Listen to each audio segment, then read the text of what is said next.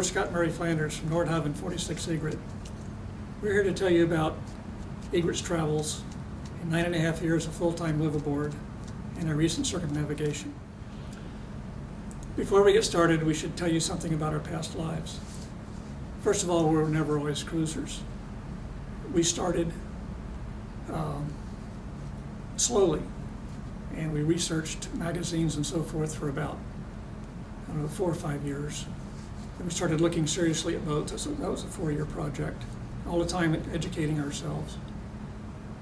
And what happens in life is, when you're young, we worked hard, we climbed a lot of mountains, but then you get to a point in life where you've climbed the mountains you're going to climb, and now you're just making money. And that's all you're making more money. So quite early from a traditional retirement age, we started looking at a venue to do something that was adventurous and that would make ourselves really happy and give ourselves personal freedom. And being small boaters for many years, we naturally turned to boating. The rest is sort of history. First, we looked at buying custom boats.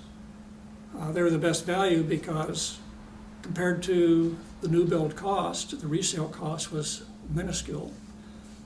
But each boat was one person's dream, and it just wasn't us. The engine rooms, for example, typically weren't organized, and there were just a lot of reasons not to do it. And then we looked at brokerage, and then we got the long distance bug. And we decided to sell everything. We had a typical larger family home in Fort Lauderdale.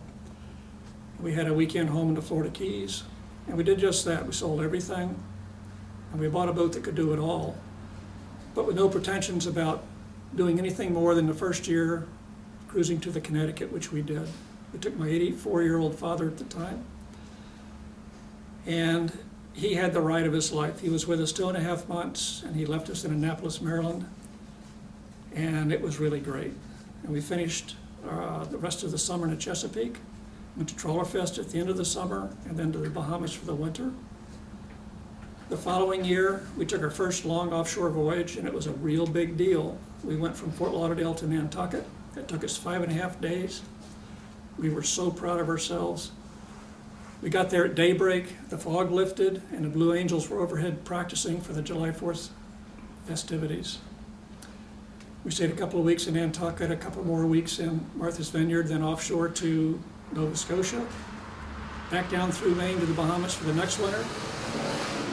We came to Nova Scotia, we came back through Maine, back to the Chesapeake for a Trawler Fest, and then back to the Bahamas for the winter. And while in the Bahamas, PAE announced the Nordhavn Atlantic Rally.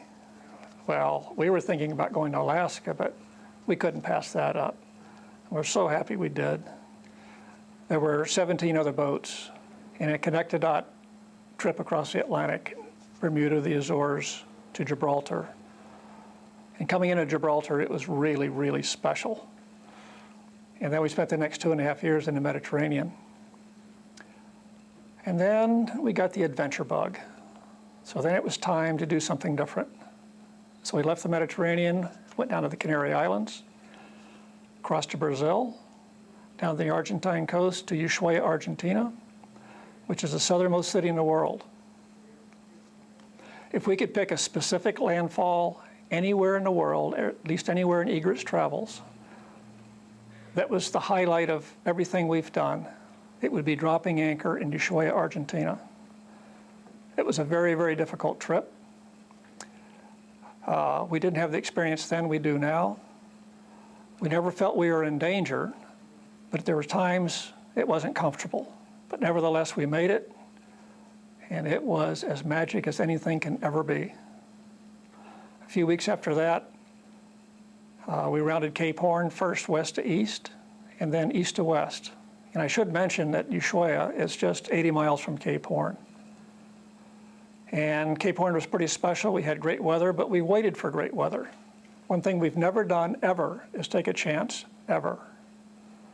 It just doesn't make sense. And any long-term boater will tell you the most dangerous thing on a boat is the schedule. We enjoyed it so much in the area, we were on our way to New Zealand, but we decided to spend the full year in Patagonia, which we did. We spent 15 months in this area. No matter where we went after or in the future, that'll be the absolute highlight of our cruising career. From there, it was across the southern route to New Zealand, if you will. The first stop was from Chile, was the Juan de Fernandez Islands, owned by Chile, about 450 miles off the coast. From there to Easter Island, another 1,800 miles. And Easter is really, really special. We got 6 days before weather drove us out. And from there, Egret traveled 1,200 and some miles to Pitcairn Island.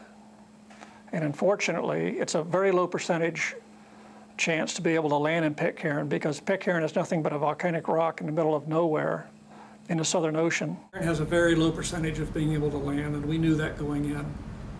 But we got there, and sure enough, the surf was up. It was probably 12 or 15 feet, and there was no way we could land.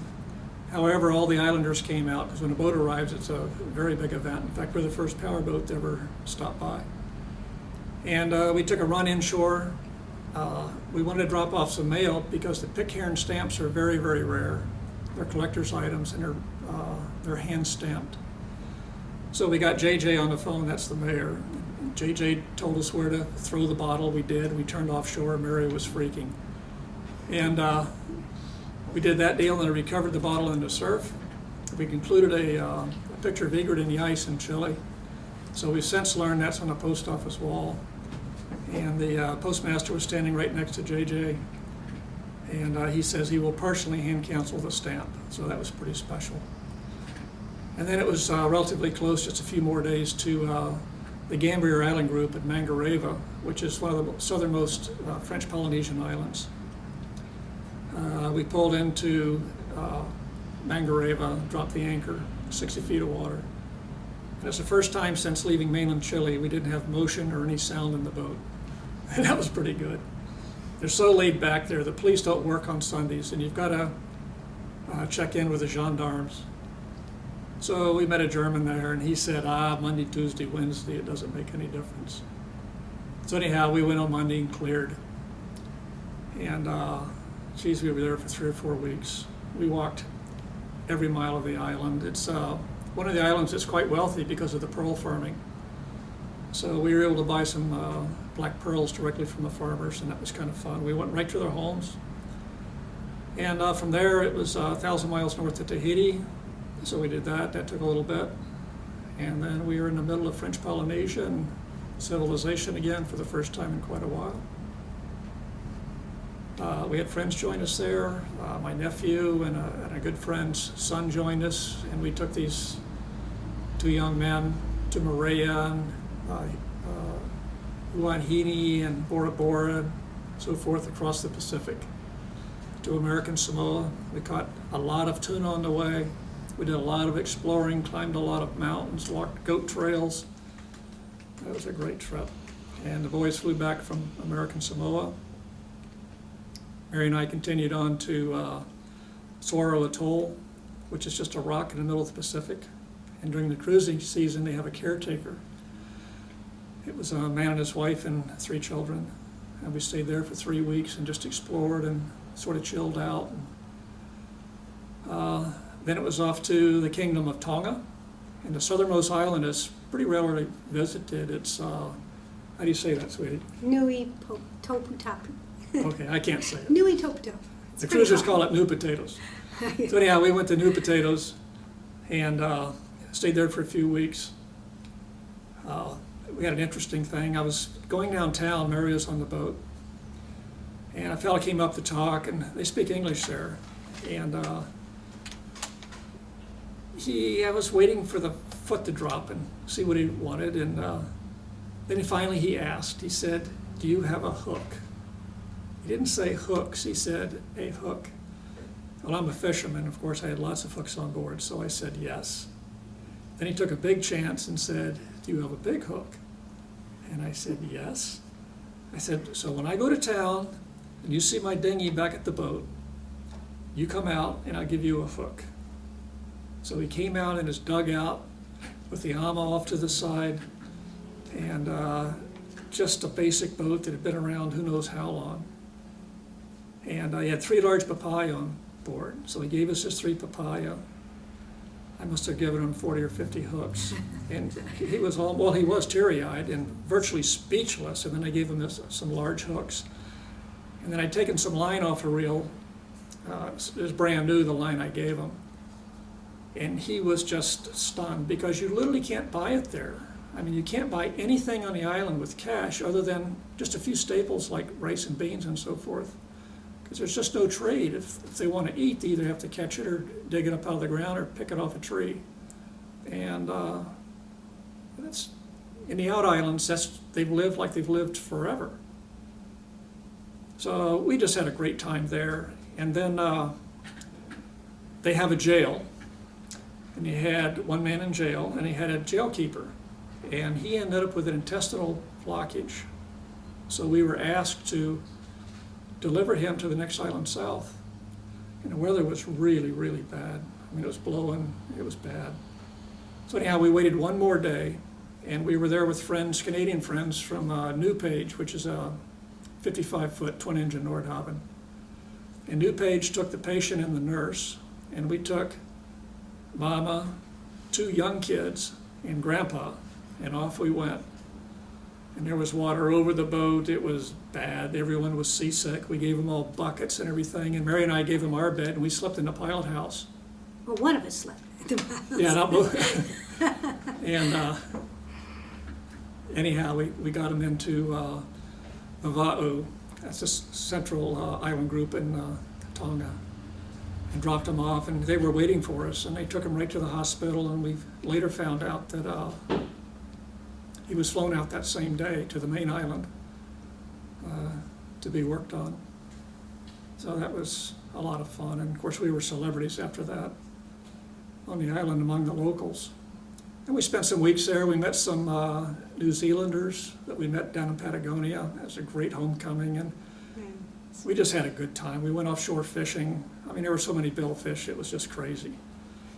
And then down to the next island, took on a little bit of fuel, went off to New Zealand. And that was our goal for many years. And New Zealand is a very, very special place in the world.